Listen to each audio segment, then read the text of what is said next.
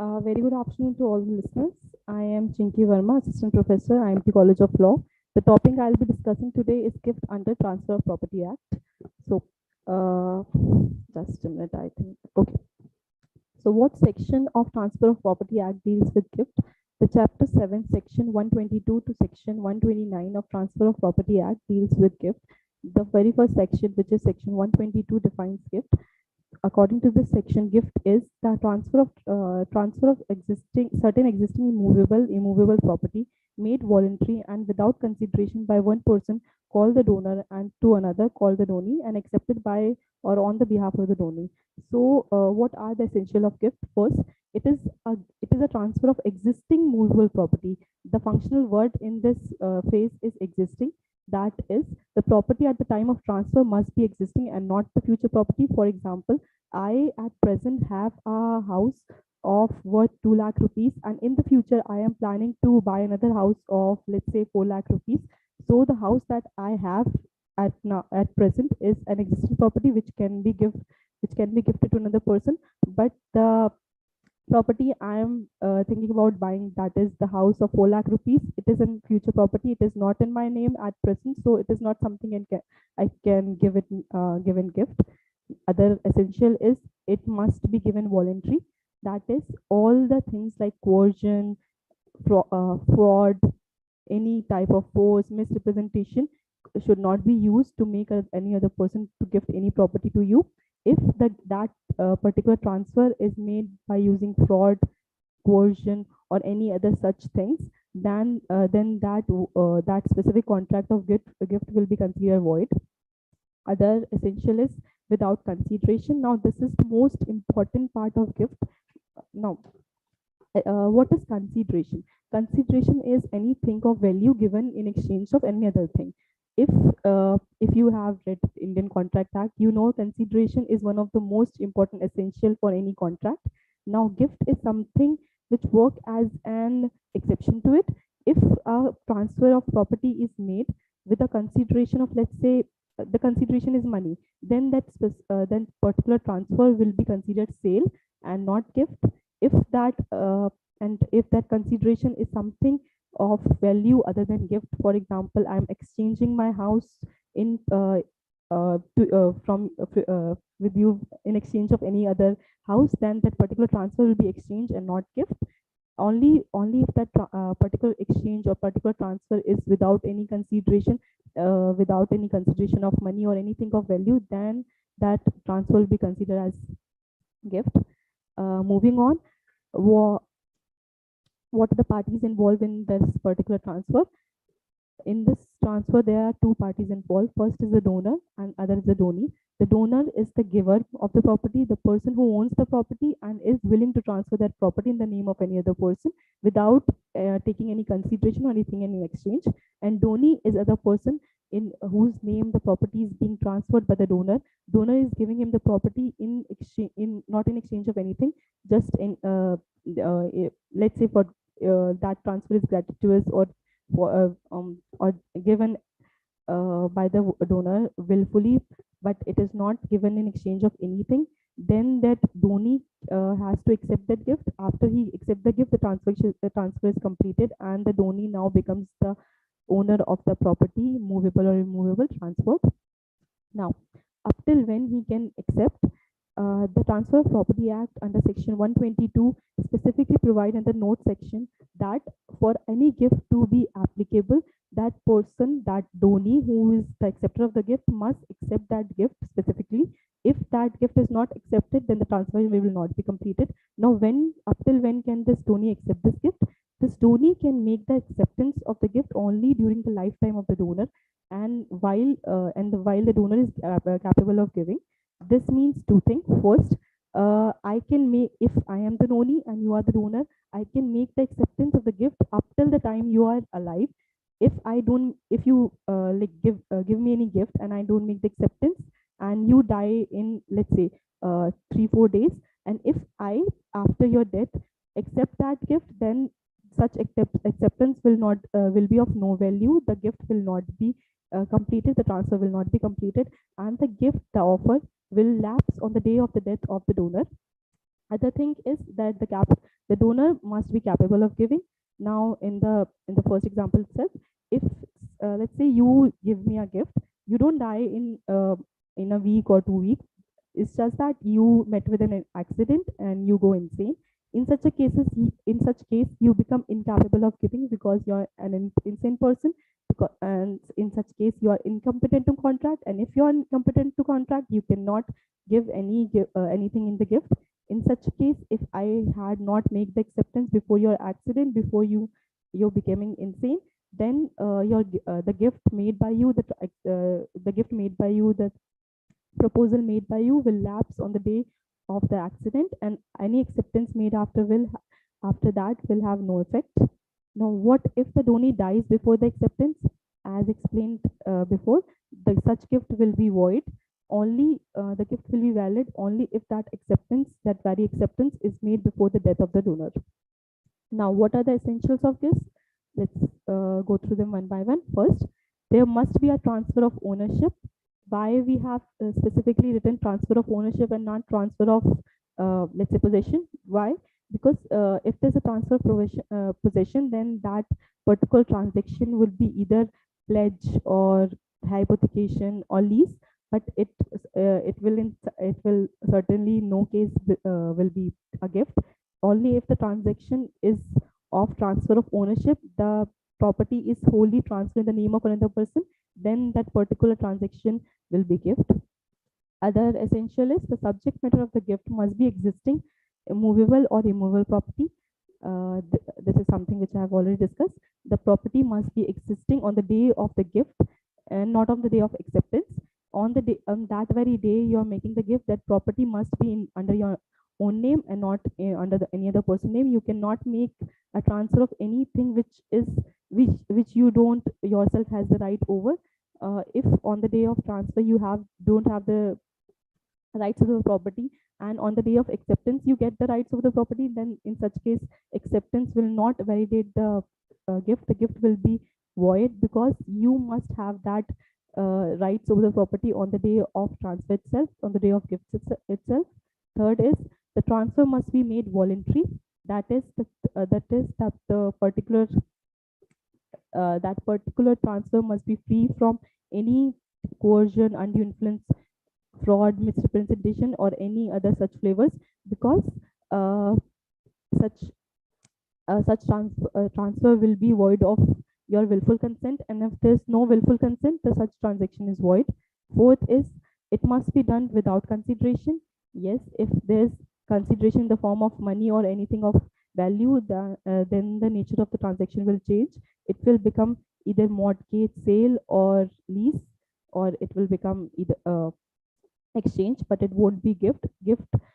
Transaction will be gift only if it is made without any consideration.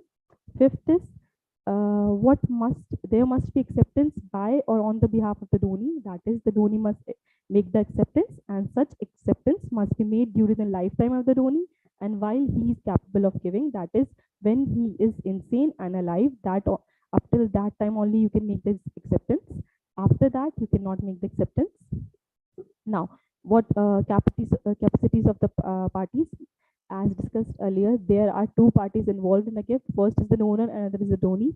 Now, the most beautiful thing about the Transfer of Property Act is there is no particular age of competency or anything provided for a donee. Any person who is in existence will be a capable donee.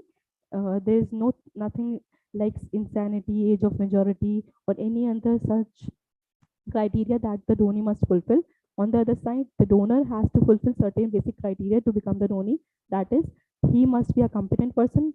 Now, who is a competent person? For this, we have to refer to the Contract Act, which provides that a person is competent when he has crossed the age of majority, which under Indian Majority Act is age of 18 years. And if that particular person is under any guardian, then that age will be age of 21.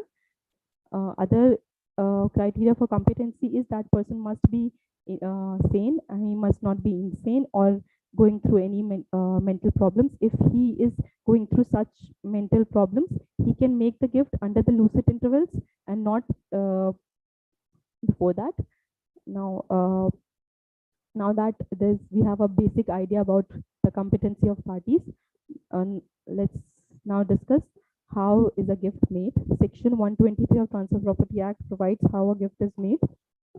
Under this, first is it provides it basically categorizes two situations. First is a different situation for a movable property, and other is a different situation for immovable property. If you're making a gift of immovable property, then the Transfer of Property Act mandate that such gift must be made by a registered instrument. We can relate this to sale also. In sale, it is provided that a sale of immovable property, if that particular immovable property is below the price of 100 rupees, then it can be made through delivery only. But if that particular property is above the market price of that particular property is above 100 rupees, then that sale will be effected only through a registered transfer deed, only through a registered instrument. Same criteria is followed in gift as well. A gift of immovable property, whether whether the price of that immovable property is above 100 or below 100, if that irrespective of the price of the property, if that property is an immovable property, that very the gift of that very property will be made by a registered instrument only, and that registered instrument must be signed by the donee and attested by two witness, and that witness must be authenticated to be a witness according to the laws. Now, what is the laws for for movable property? A law relating to gift for movable property is a bit different from immovable property. For movable property, there's the word used is may. There's no compulsion. Here you're given an option to make the gift of that property either by a registered instrument or by simply delivering that property. So there's no compulsion of registering the gift deed, but still it is preferred to register that deed to avoid any legal complication in the future. Now, what does section 124 say? Section 124 talks about gift of future property. In while discussing the definition clause, that is section 122, we said that a gift must always be of existing property and not future property. Now, what if this is a situation that a person has made a gift of immovable property, which is, let's say a person has made a gift of 2-3 properties. A part of that properties are in existence, and some part of that property are future property. What does the law says about such a situation? The law says that the whole transaction will not be void. Only that part, a particular part of the transaction which deals with the future property will be void. The gift related to the existing properties will still be void, still be valid. Let's understand this with an example. Now, I have two properties. One is under my name, and other property is under my father's name. After his death, I'll be surely getting, I'm the sole heir, so I'll be getting that property under my name by following the law of inheritance. But at present, he is alive and healthy, so I don't have ownership under this property. I'll be surely getting that property in the near future, but not right now. So if I make a gift of that property which is under my father's name, along with the property that is under my name today, then that the gift of the property under my name will be valid, but the gift of the property that is under my father's name will be invalid. So that is how the law works. The part of the gift will be considered valid, and a part of the gift will be considered invalid. Now, what does section 125 say? Section 125 says that contemplate a situation where the donor is one, but the donee is more than one.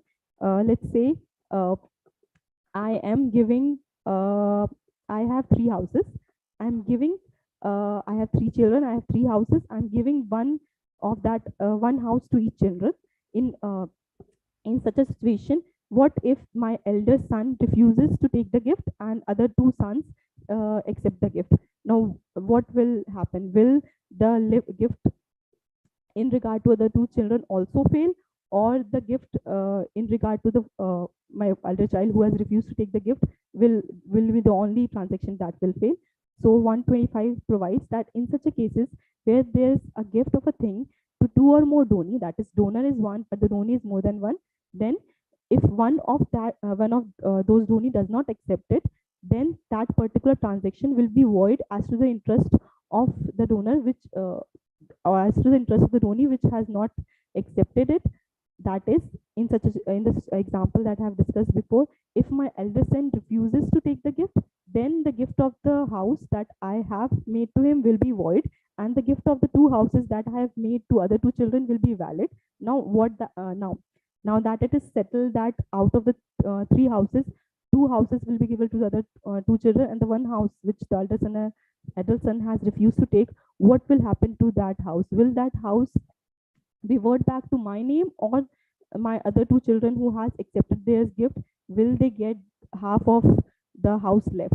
Now the law says that in such a situation, the gift not accepted will revert back to the donor and will not be distributed among the remaining donees. So that one house that is not accepted by the elder son will revert back in my name, and the two houses which are accepted by the other two children will stay in their name, and the gift will be completed. Now, revocation of the gift. Section 126 of Transfer of Property Act deals with revocation of gift.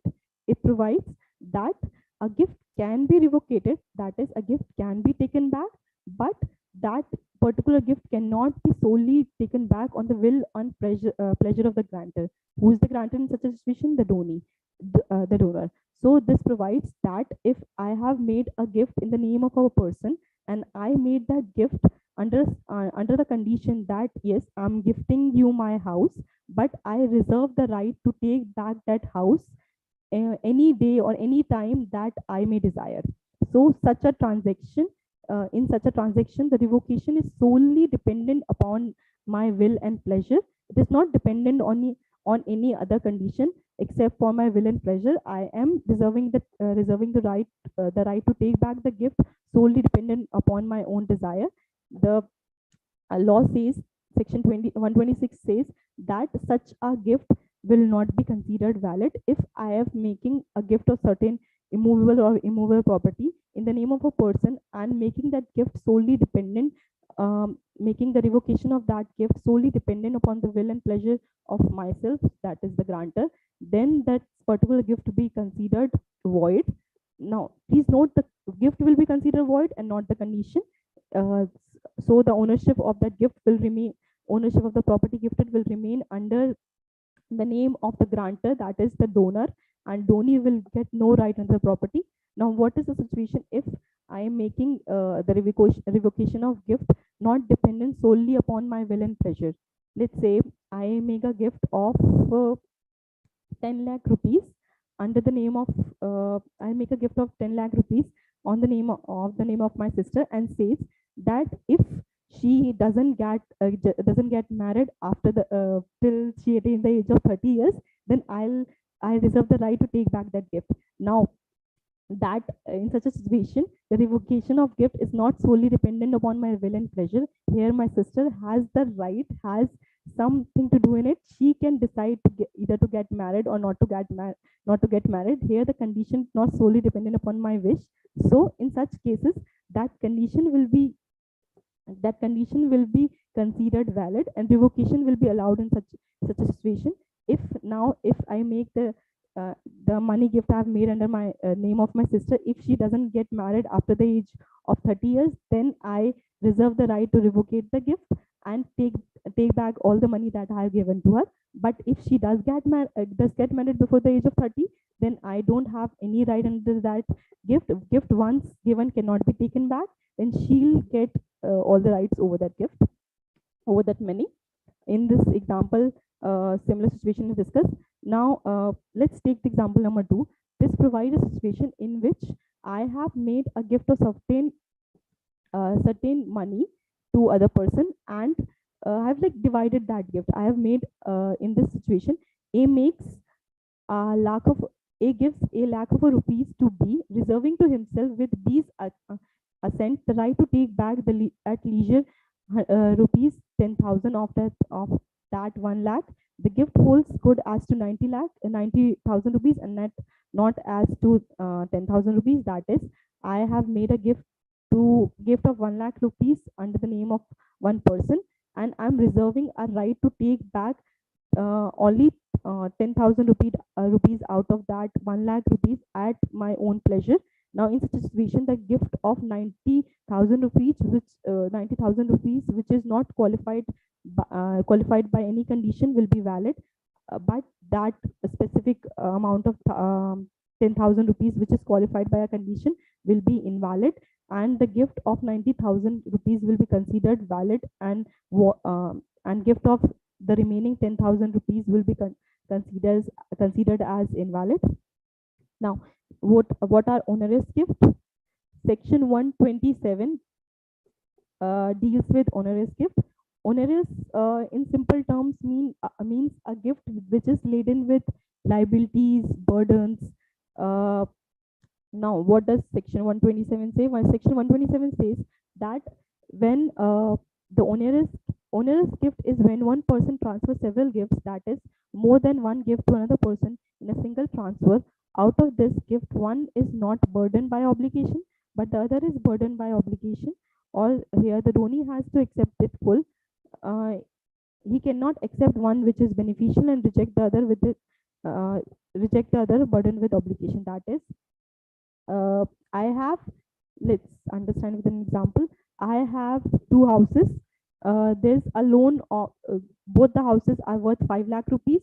One house is free from any loan or any liability, whereas the other house, which is also worth 5 lakh rupees, is burdened with a loan of 3 lakh rupees.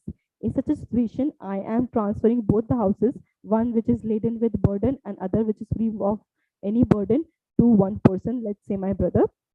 Now, my brother in such a situation has the option to either accept whole of the gift, that is, he either accept both the houses, one free from burden, another laden with burden, or if he doesn't want to accept the gift laden with burden, he cannot make a choice to accept only one house. He has to either accept full transaction, that is both the houses, or either he has to let go of both the houses. He cannot make a choice here that he only wants the gift which is not laden with burdens. He cannot do so. Why? Because the whole transaction is a single transfer. So a single transfer can either be accepted in full or rejected in full. It cannot be partially accepted and partially rejected. So I think that is clear. Section 128 provides the rule of universal donee. This is similar to the concept of onerous gift. This provides that if one person is making a gift of whole of his property under the name of another person, that is, he's leaving nothing to himself. He's gifting everything, every money he has, every property he has, even all the liabilities he has. He's gifting everything he has under the name to another person. Let's say I have an husband and I want to renounce the world. I want to like become a saint and let go of everything. So what I do is I make a gift of everything I have, every property I have under the name of my husband. Now, in such a case, if my husband accept whole of the transaction, he accept all the gifts, then he'll be personally responsible for all the debts also. He, in such a situation, either accept whole of the gift, that is, he accept all my property as well as all the loans, liabilities that I may have. If he doesn't want to accept that, he have to let go of all the liabilities, all the properties, everything. He cannot accept it partially. Why this is a rule like this is made? A rule like this is made to ensure that the interest of creditor is not defeated, because every creditor is given some loan or given any credit on the basis of any collateral. That collateral could be any property under the name of the person taking that loan. So if that person is making a gift of that property to other person, that is, he is also making the gift of collateral property to other person. And if the collateral is transferred to the name of another person, the person taking collateral must be made personally liable to satisfy all the liabilities, all the charges that are against that collateral property. Uh, for example, if I have 5 houses, and I have taken, every house is worth 2 lakh rupees. I have taken a loan of 50,000 rupees against one house. Now I gift all these 5 houses to my husband. Now my husband in such a case cannot say that he only accept the gift of 4 houses and not the one house which is laden with a liability of 50,000 rupees. He either accept whole of the transaction, all the gifts, or he let go of whole of the transaction, he let go of all the gifts. If he let go of all the gifts, then the creditor can satisfy their interest from the gift let go from the property which is not taken. And if my husband accepts the gift, then he'll be personally responsible to satisfy the loan of 50,000 rupees that the creditor have against me. Now, section 129. Section 129 is the last section under related to gift and transfer of property act. This section provides that all the rules related to gift that we have discussed before will not be applicable in two situations. What are these two situations? First is mortis causa. That is mortis causa in literal terms mean deathbed gift. That is, a person is gifting a property when he is taking his last breath. There is no registered deeds. There is no legal procedure followed. He is just gifting his property before dying. That is called deathbed gift. In such a situation, the transfer of property provision related to gift will not apply. Why? Because in such situation, Indian Succession Act will apply. Indian Succession Act provides specific laws related to specific laws condition that will be applicable in such a situation. And other situation, the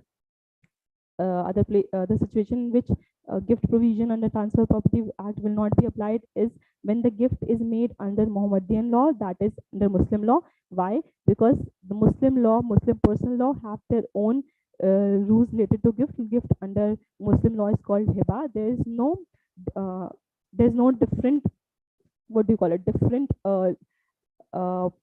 acts dealing with gift under Muslim law, but there are specific guidelines, specific conditions under the Muslim law.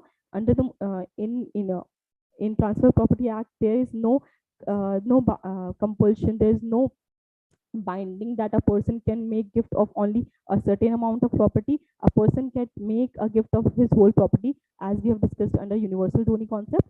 But under Muslim law, there's a compulsion, there's a restriction that a person can only make a gift of 1/3 of his property. Rest 2/3 of property will be dealt by the succession laws, the personal succession laws under Muslim law. Only you have the right, as a Muslim, you have a right only over that 1/3 of your property. Only for that 1/3 of property you can decide whether you want to gift or not. Apart from that, there are various other situation where the Muslim law of gift, that is hiba law, differentiate or is different from the Transfer of Property Act. Now that is something which is a different topic to discuss in a different class. I think that is pretty much all. Thank you.